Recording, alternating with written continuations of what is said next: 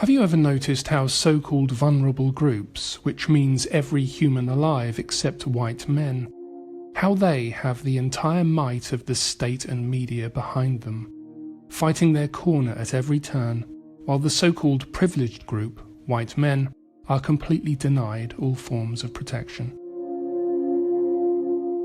The term itself, vulnerable group, is so odious, so utterly false that it beggars belief.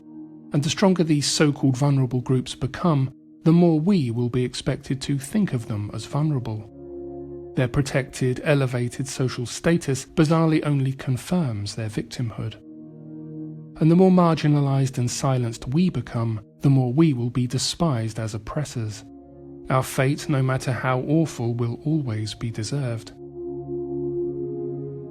None of this is hyperbole, and it's frustrating that so many of our people cannot or will not open their eyes to it. It's hard to overstate the seriousness of what nationalists are facing right now. We live under governments that are now openly working for the destruction of our people, and only our people. And it's becoming a crime to even talk about it. This is what inevitably happens when you hand power to people who do not share your values, history, or culture. They start to see your existence as the problem. The lie of multiculturalism was laid bare once again last week when Hamza Yousaf, the Justice Secretary of Scotland, heralded the arrival of a new hate crime law, saying, "I am delighted Holyrood has backed this powerful legislation that is fitting for the Scotland we live in." How true that statement is.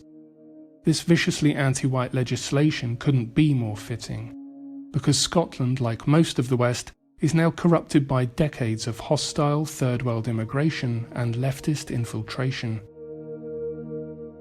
This legislation includes the new offence of stirring up hatred on the grounds of religion, sexual orientation, age, disability, and transgender identity, which means that if any member of one of these so-called vulnerable groups doesn't like what you say or do, you're potentially in big trouble.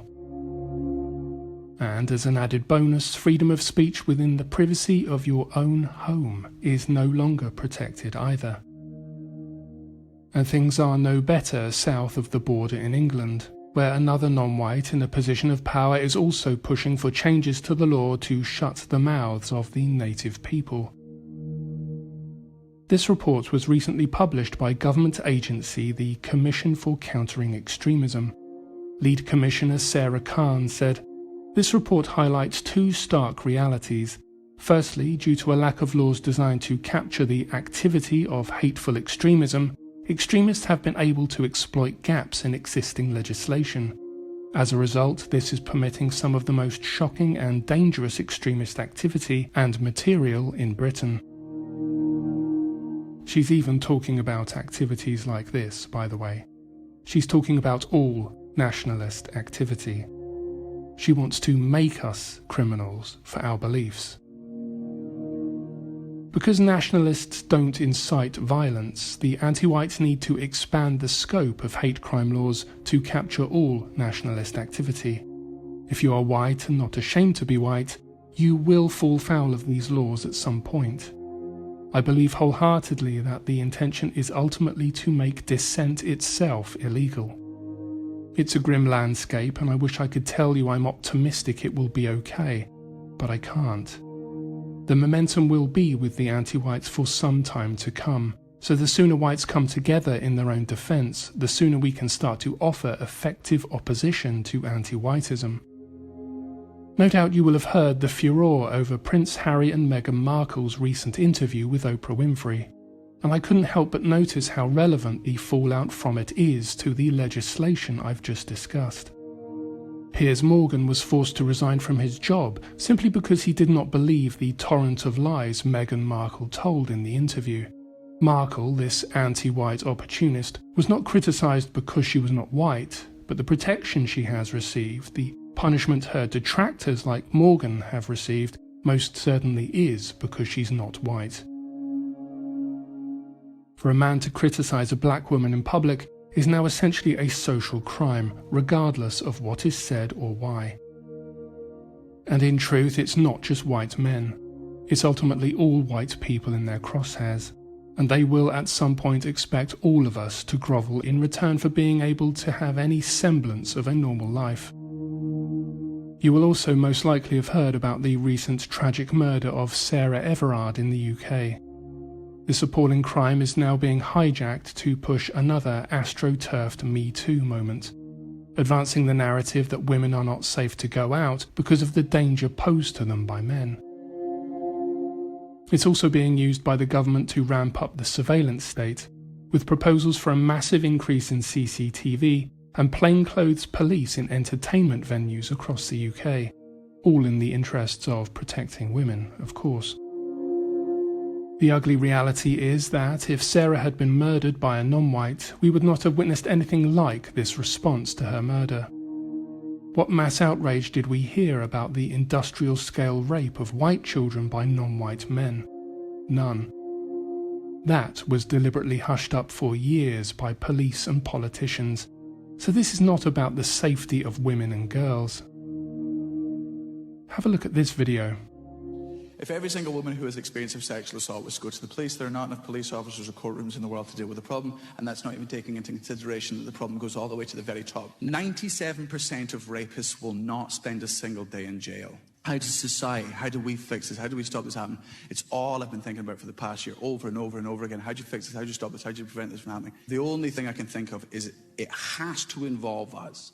And by us, I mean men. There are monsters amongst us and they look like us. If you are sick of the narrative that is currently going on about men, feel free to change it, but you have to get involved.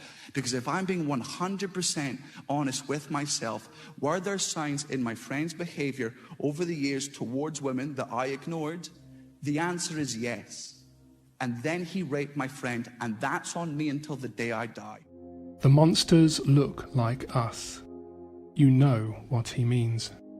And of course, the media and police immediately released full details of the suspect as soon as he was arrested.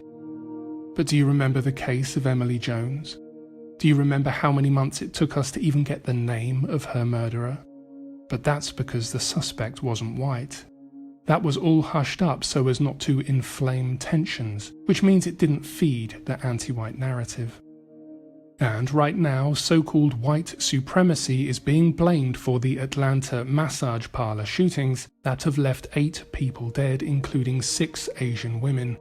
There is absolutely no evidence the suspect had any such beliefs.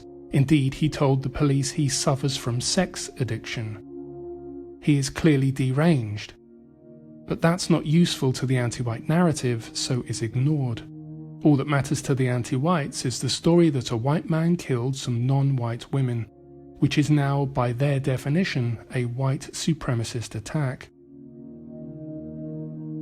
Anything a white person now says or does is used as evidence of their hatred for other races, and we just can't win in this anti-white system. When I say truth no longer matters in the West, I'm not being flippant. So-called white supremacy is now even to blame when a non-white is killed by another non-white. We live right now in a war against all white people, and many of our own people are complicit in their own destruction. So these are not times for the faint-hearted. If you get down on your knees before people who despise you, you aren't going to get forgiveness for whatever crime they tell you you have committed. You're going to get repeated kicks in the face, and you're going to deserve them. All this comes down to just one question. How much ground do we give before we say no more? The anti-whites' intent is to completely and permanently silence us. Will they silence you? Until next time, be well.